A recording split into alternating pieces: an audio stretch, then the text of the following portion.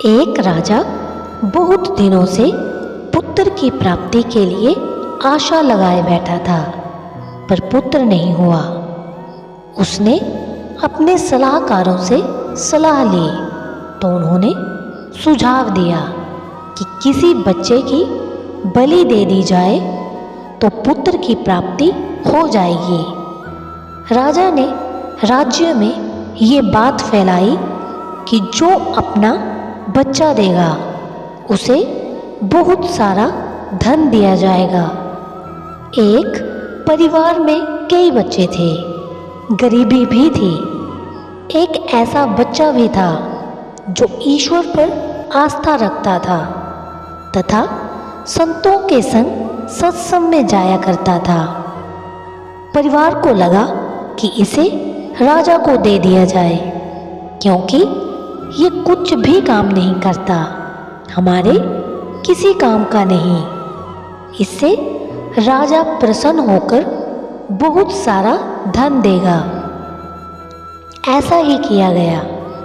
बच्चा राजा को दे दिया गया।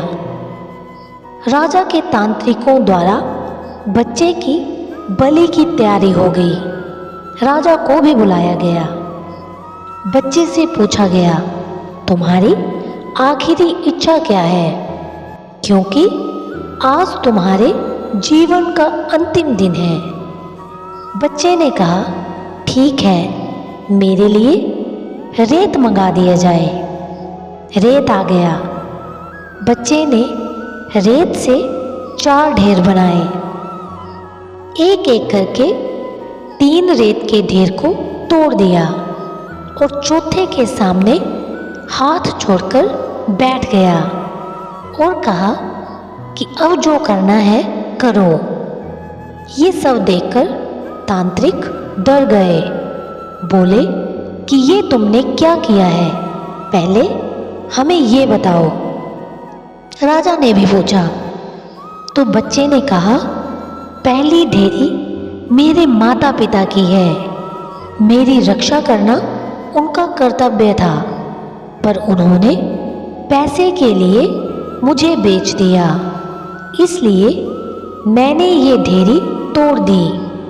दूसरा मेरे सगे संबंधियों का था।